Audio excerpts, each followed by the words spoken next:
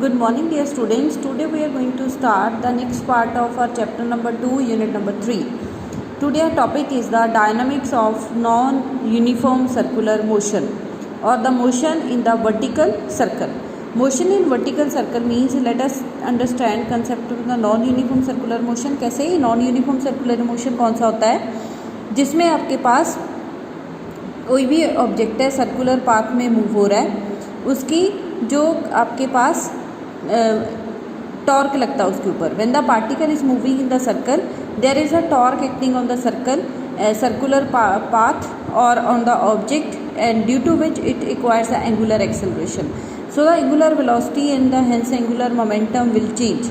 Also the linear momentum, linear velocity and the kinetic energy of the particle वो क्या होती है, change होती है टाइम के साथ. So this type of motion is called the non-uniform circular motion. Motion in vertical circle. Vertical circle में motion क्या होता है, dynamics of non uniform circular motion को अंडरस्टैंड करने के लिए हम सपोज करते हैं कि हमारे पास क्या है, एक स्ट्रिंग है. स्ट्रिंग के एंड पे हमने एक ऑब्जेक्ट को टाई किया हुआ है and the let body be at P point. एक पर्टिकुलर टाइम पे जो बॉडी है पी पॉइंट पे है और उसको आप ऐसे वर्टिकल सर्कल में क्या कर रहे हो, रोटेट कर रहे हो. The particle is rotated in the vertical circle and angle of position, particular position पे एंगल कितना उसका, थीटा एंगल है. तो अगर हम देखें पी पॉइंट पे कौन कौन से डिफरेंट फोर्सेस लग रहे हैं, एम जी जो वर्टिकली डाउनवर्ड एक्ट हो रहा है, tension T in the string है that act toward the centre. और एम जी को हम कंपोनेंट्स में रिजॉल्व कर सकते हैं, जहाँ से ये देखो m g cos theta will act along this line. P से जो आपके पास आगे एक स्टैंडर्ड लाइन जा रही है and m g sine theta is acting perpendicular to the P.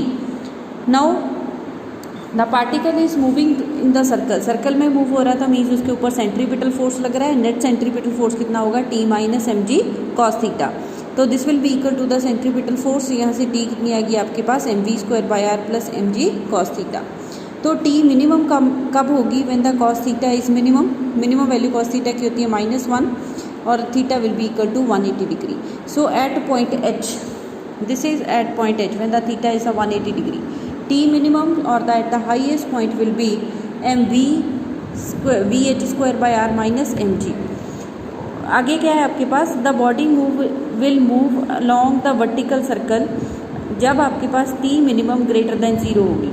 अगर आपके पास T मिनिमम लेस देन 0 होगी तो उस केस में क्या होगी, the string will slack and the body will fall down.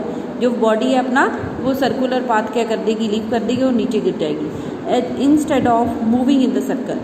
Hence the completing the vertical circle or for the looping the loop जो T minimum आपके पास that should be greater than equal to 0. So mv h square by r minus mg that should be greater than equal to 0. mv h square upon r is greater than mg और vh is greater than under root gr. तो ये आपके पास minimum value of velocity की कहाँ पे, at the highest point that is the under root gr. अगर हम principle of conservation of energy apply करें तो mechanical energy at the lowest point that will be equal to the mechanical energy at the highest point. तो mechanical energy किसके इक्वल होती है, that is equal to the kinetic energy plus potential energy. At lowest point height कितनी है, 0 है, तो potential energy कितनी होगी, 0. काइनेटिक एनर्जी कितनी आएगी, 1/2 m v l square. V l क्या है यहाँ पे, velocity at the lowest point. Kinetic energy at the highest point will be 1/2 m v h square plus m g. Potential energy यहाँ से हाइट कितनी है उसकी 2r है. तो यहाँ से हमने इक्वेशन नंबर 57 में v h is greater than under root g r values put की यहाँ पे. तो वी एल कितना आ गया आपके पास, that is greater than under root 5gr. So for looping the loop जो वर्टिकल सर्कल है उसमें जो आपके पास मिनिमम वेलोसिटी लोएस्ट पॉइंट पे कितनी होनी चाहिए, that should be equal to under root 5gr and highest point पे कितनी होनी चाहिए, under root gr. Now next about the tension. Tension in the string कब मैक्सिमम होगी, टेंशन टी यहाँ पे है. मैक्सिमम कब होगी, when the cos theta is maximum, cos theta is 1, theta is 0 degree. Theta 0 है मीन्स आपके पास टी मैक्सिमम कहाँ होगी, लोएस्ट पॉइंट पे. तो it will be equal to m v l square by r plus m g. Now when the body is looping the loop तो lowest point पे velocity कितनी greater than equal to है, that is under root 5gr. तो यहाँ से आप put कर सकते हो T l is greater than equal to m by are.